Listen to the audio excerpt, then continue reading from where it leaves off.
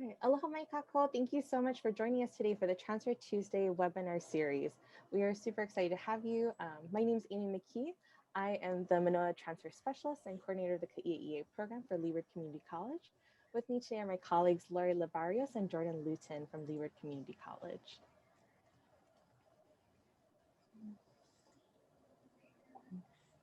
Lori, did you want to do the slide or should I do the slide? Sure. So our agenda today is we'll be hearing from American Studies, Dr. Jeffrey Tripp, also from UH Mānoa History Department, Dr. Kieko Mattison, and from our Political Science Department, Dr. Jairus Groves. So they are going to speak about their respective programs from UH Mānoa and share information with you as you're considering transferring to beautiful UH Mānoa. So before we get started, we just wanted to share with you folks a little bit more information about UH Manoa. The University of Hawaii at Manoa was founded in 1907 and is considered a land, sea, space, and sun grant institution.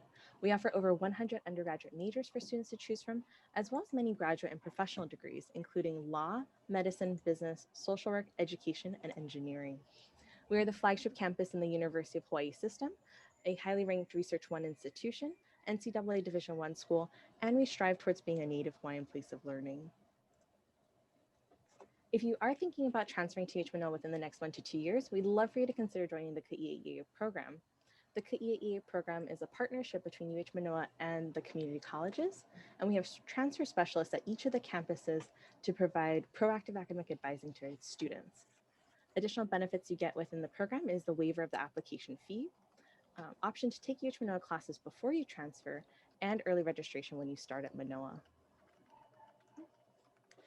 If you would like to join the program, it is free and open to any UH Community College student. You need to have at least 24 transferable credits, a 2.0 GPA, and have at least one more semester before you transfer to Manoa. I'll put the link in the program, and if you're interested, please message me in the chat. Okay, so am I up next? Yeah? Yes. Okay. Hello, everybody. Very pleased to have you here for this Transfer Tuesday event. And I'm going to say a few things about the history major. I am Kieko Madison, as you see written there on my screen.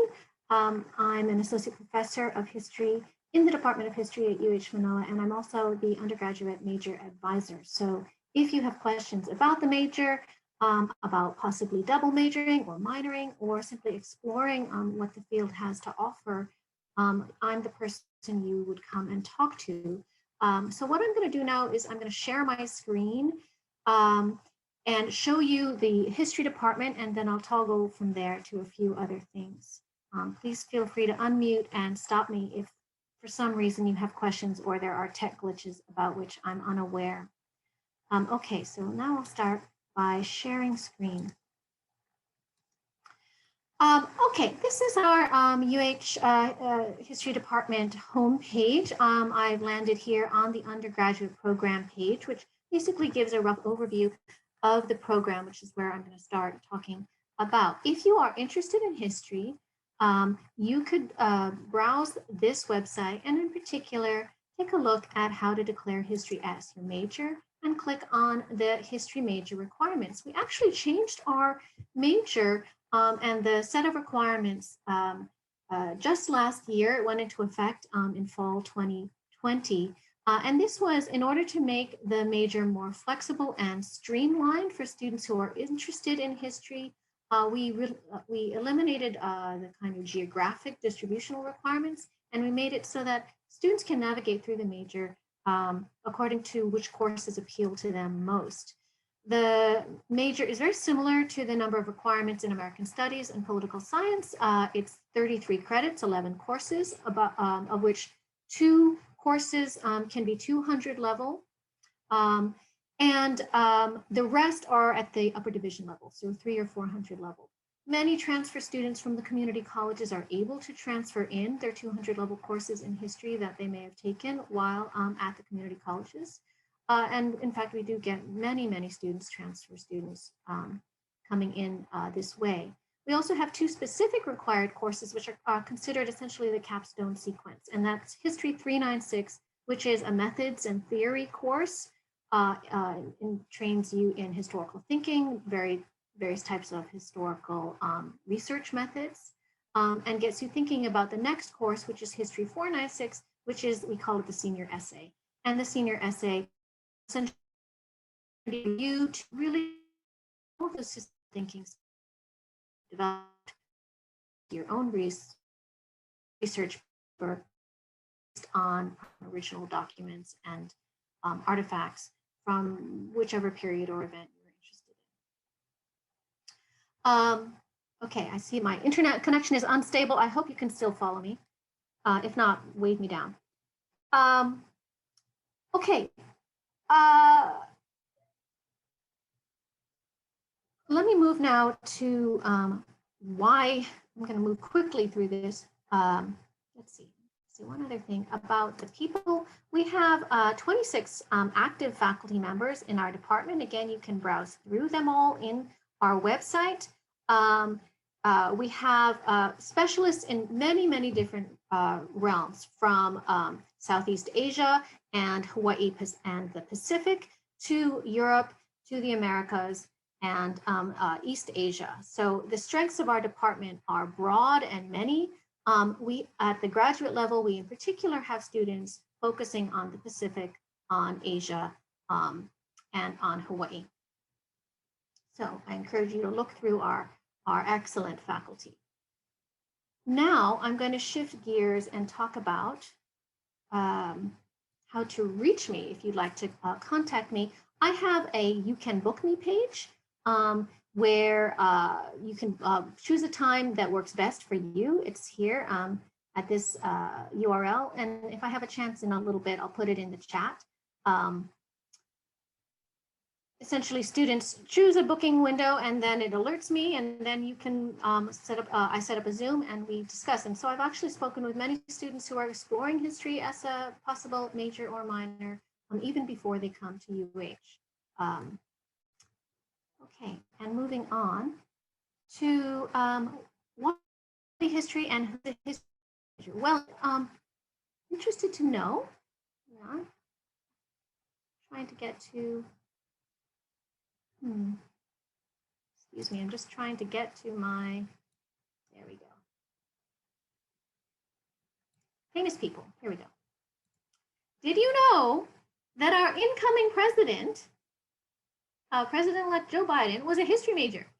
So there are many people who are famous, who you might not have thought of, the obvious people in politics and law who were history majors, like John F. Kennedy, Richard Nixon, Joe Biden, but also Supreme Court justices like Sonia Sotomayor, for example, and Anthony Kennedy.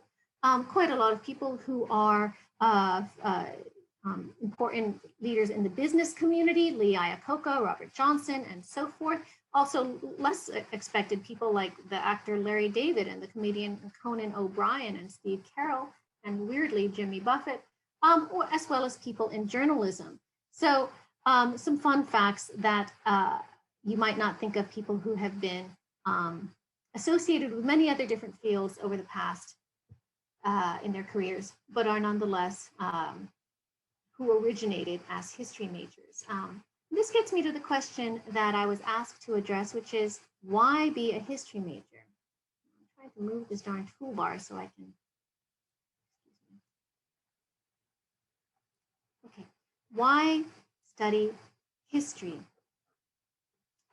History's importance and utility as a major is that it has widespread applicability of its skills, and those skills are critical thinking, research,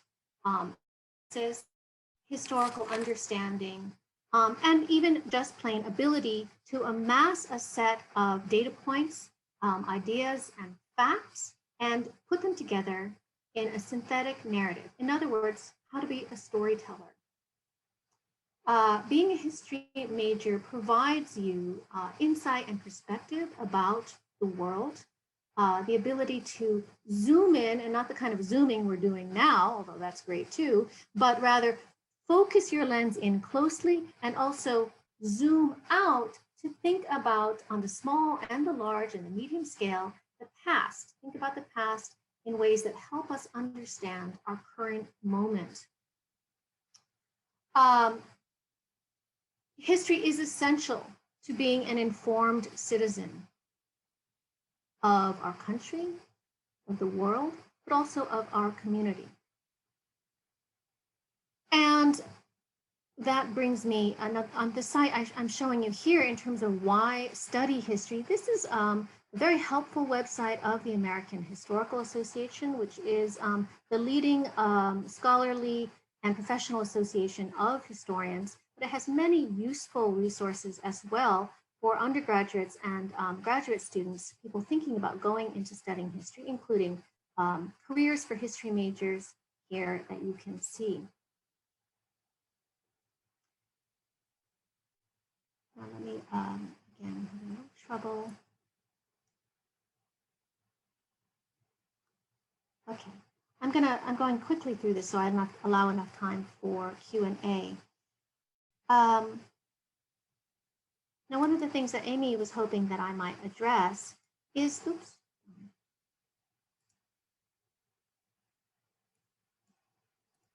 is this question about why studying history is particularly of relevance and compelling as a field today. I mentioned earlier that one of the things that history trains you to be is to be an informed citizen. Now, so many people have been speaking over the past, certainly over the past couple of weeks, but really since 2016, about the ways that the events of our current presidential administration are unprecedented. This use of the word unprecedented comes up again and again and again. And yet, of course, it begs the question is, well, what is precedent then? What is a precedent for our president? To make sense of the events that we have now lived and arguably suffered through in 2020, and hopefully looking forward to a better future in 2021, many people have found themselves looking to the past. For example, to make sense of the flu pandemic, which began in the winter of 2019 in Wuhan, China, many people almost automatically began looking to the 1918 flu pandemic. This was the last major global pandemic. In the 1918 flu pandemic, as you may be aware, some 22 million people died. The historians who have been exploring the parallels have done very, very well. There's a course in our department which has become extremely popular, a world history of disease, global history of disease. It's a 100-level introductory course.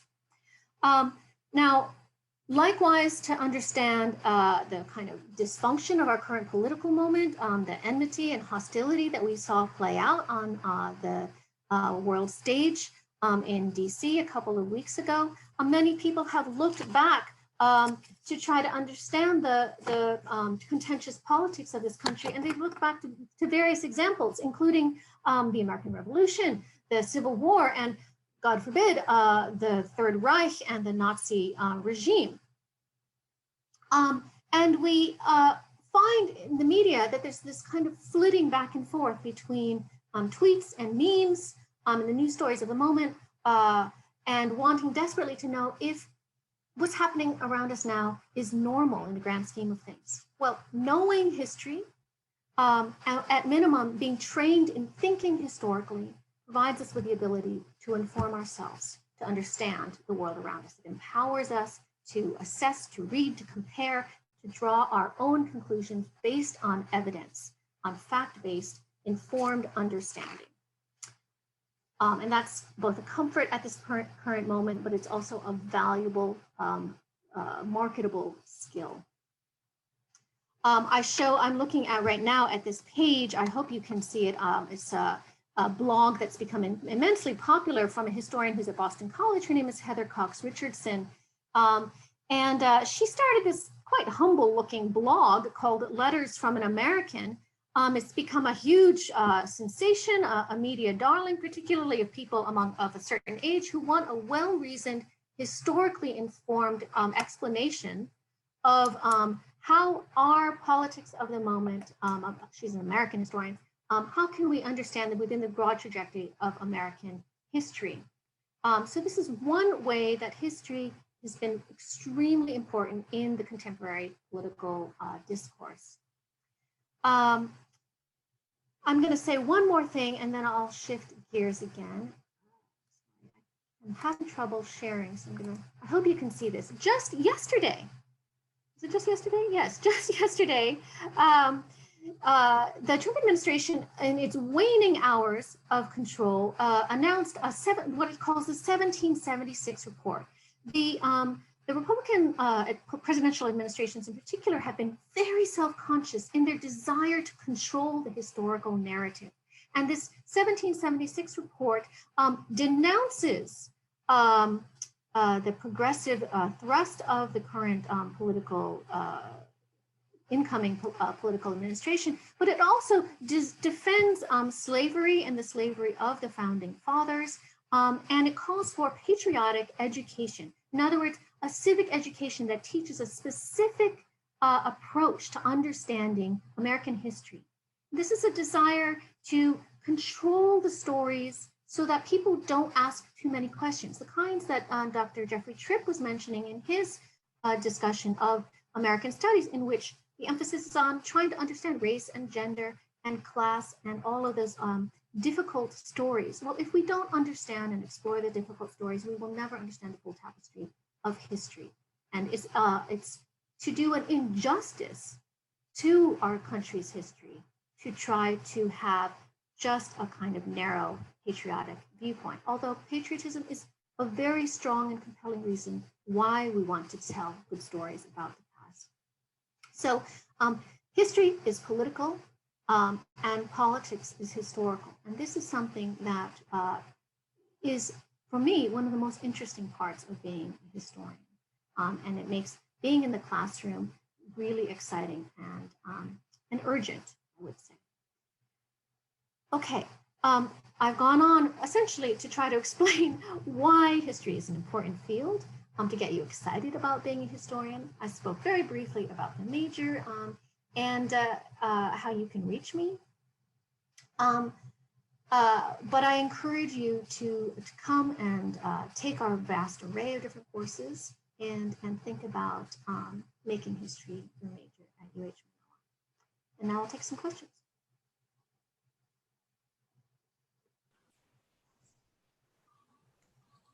Right. I don't see any in the chat, but I'll start us off with the online question. If you want to just talk a little bit about how you guys have shifted to moving your classes online and what that might look like in the future, that'd be great. Okay, so, you know, because of COVID-19, all of our classes are currently online. None of our classes are, you know, fall in the category of must be in person. We're not lab classes. We don't deal with equipment or art classes where we deal with materials. And therefore, at the present moment, all of our courses are online.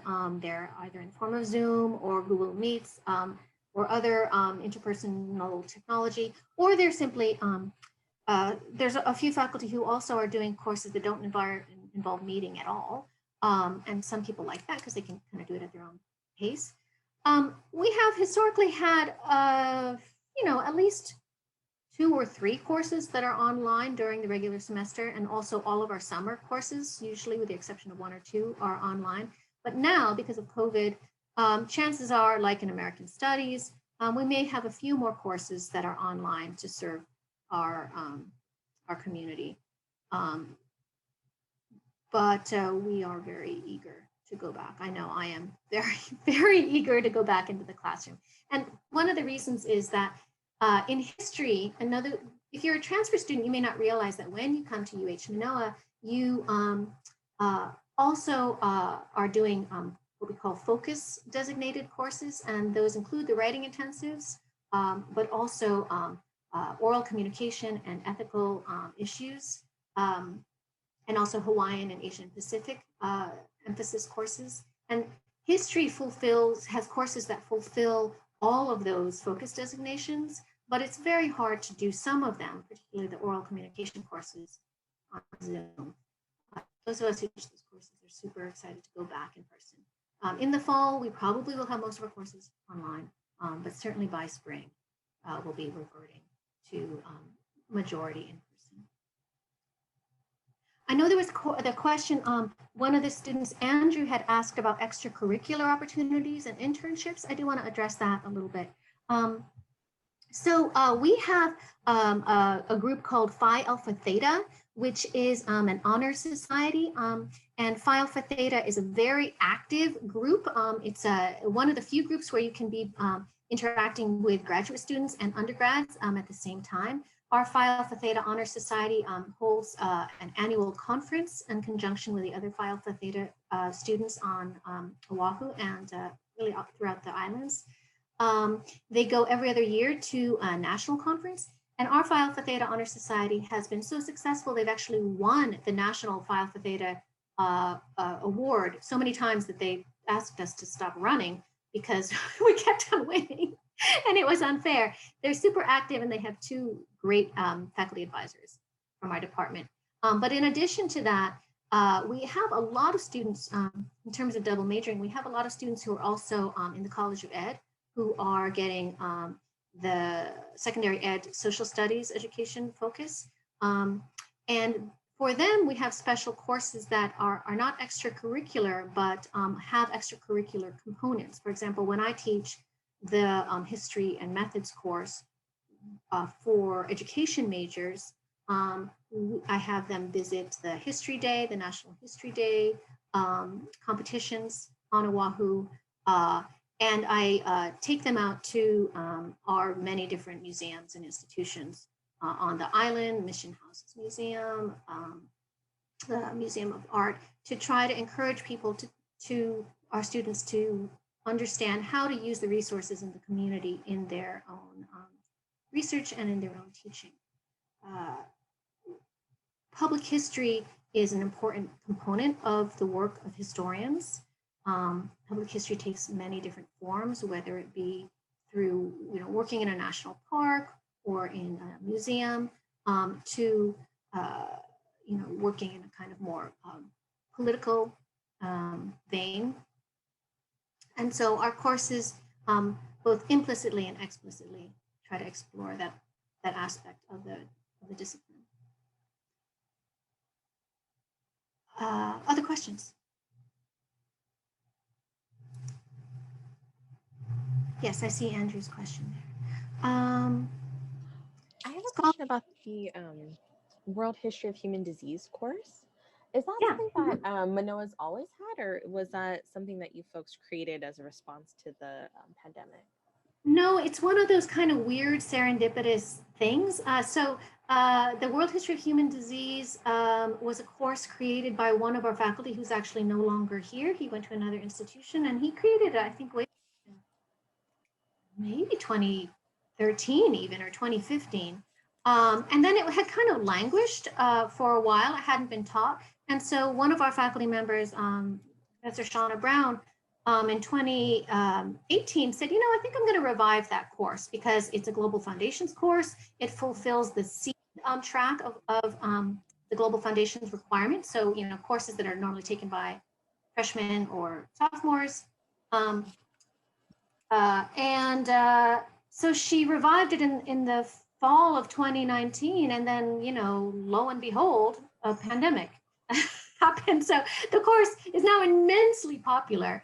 But actually, history has quite a lot of the Global Foundations courses. We have another very popular and contemporary relevant course called Global Environmental History, which also fulfills the FGC track, the pre and post 1500 track. The Global Environmental History explores human relationships to the natural world from the Big Bang to the present. And then we have our world history courses. So yeah, the Global History of Disease has gotten a huge boost, but she doesn't just look at pandemics. She looks at everything from cholera and dysentery to the contemporary COVID-19 and all those social, cultural, and economic ramifications. Thank you. Those sound like super amazing courses. I know at the community colleges, we teach the world history, so the history 151 and 152. But if any of the students interested on this call want to do 156 or 157, let me know, because through the KAE program, you can take it for your gen ed. Oh, that would be super. That's great to know. We have one more question from Andrew, if you want to take a look at that. Okay. Andrew, if a student was interested in graduate school but not entirely sure which program to pursue, do you have a short list of programs that students can look into after completing a history undergraduate? Okay, well, and Jordan says he would like to hear that question as well. Okay, well, what I would suggest is I'm going to share screen here and hope that this works. Okay, I'm just going to toggle back to my history department. If you go to our history department website, I hope you can see that here. Can you see that? The history, yeah, okay. And you slide down over here. I'm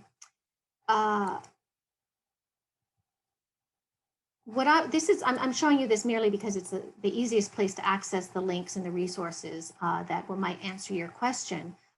We have on our page for careers for history majors, those links to the American Historical Association that I listed, as well as the discussion of careers and the Organization of American Historian site. But on the American Historical Association website is a discussion of the different fields that you can go into. Now, history is a preparatory field. History is a preparatory field for many different graduate degrees. We have students who go into law is a very popular one, and of course, teaching is a very popular one. But the students tend to go into business. They tend to go into actually fields like political science and American studies as well. I always tell students who are kind of refugees from the business undergraduate degree who come to us as history majors that things like business and law are professional degrees. But if you want the content knowledge that will stay with you through the rest of your life, if you want the critical thinking skills that will be valuable and again, widely applicable for the rest of your life, then it's important to study a subject that has real meat on its bones. And that is a field like history, where you learn about what happened in the world. You don't merely learn about the events, but you learn about how to understand them and how to make sense of them. And again, come to your own conclusions. So in terms of graduate fields, they're wide and varied. You can look around the state legislature and the city council in on Oahu alone, and you'll see lots and lots of people who started out as history majors and got their history degrees at UH. I hope that answered your question, Jordan and Andrew. Anything else? Thank you. Let me see. We don't have any more questions in the Q&A. Lori, Jordan, can you folks think of any other questions? I was just going to ask how easy it would be for students in the undergraduate program to do research. Like what would that look like? Would they do it as an interdisciplinary studies, course credit? Like, how does that work with you guys? Oh, I'm so pleased you asked that question, actually. So at the undergraduate level, we have our senior essay, which is our capstone course. Students do have to do research in that for their senior essay. Also, students who take history as part of the honors track, it's more of a 3-semester sequence where their honors thesis is research followed by writing over the course of 2 semesters. Students do research in a wide realm of fields within history. I try to encourage students to use our own resources at UH Hamilton Manuscripts and Archives. The UH Hamilton Manuscripts and Archives holds the congressional papers of many of our Hawaii congressmen and women. We also have one-of-a-kind manuscripts from the period of the territorial archives when Hawaii was under martial law during World War II. We have letters and diaries and visual resources on things like Japanese American internship, again during World War II. But of course, students go out into the community. They use resources at the Hawaii State Library, Hawaii State Archives, the mission houses, and then actually online digitally, there's a ton of materials. But for the student who's intrepid and gets their research idea going soon enough, there's a program at UH that's for everybody. It's called UHero, the UH undergraduate what is it called? No, not UHero, sorry, UROP. Sorry, UROP, UROP, Undergraduate Research Opportunities Program. And UROP provides up to $5,000 for individuals or $8,000 for joint projects for students to do independent research under the supervision and assistance of a faculty mentor. And in history, it's a little bit hard for transfer students, but if you come in and you are ready to go, and you have an idea you want to pursue, you can apply to the UROP program, and you can go to France and do research in the archives. We've had students do that. You can go to New York and do research at the New York Historical Society. You can really go to a conference. The UROP research program has really been a huge boon, because for our field, $5,000 will take you a long way. So those are ways to do research. That's great. Thank you so much. Thank you. I don't have any questions, but I did want to encourage student Laurie, if you have questions about history or interdisciplinary studies. I am so glad you addressed interdisciplinary studies, but Keiko is available, to see you if you want to, Laurie. We'll go ahead and transition to Jairus. Thank you so much. Thank you, Keiko. Thank you so much again for joining us for our first Transfer Tuesday of the spring semester. We will have the recording available shortly, so if you want to share with your friends, that'll be made available soon. And then also feel free to join us for our next workshop. It's going to be on February 2nd, and it'll have the theater and dance department as well as interdisciplinary studies. We'll stay on if any folks have additional questions, but thank you so much for being here and hope you have a great day.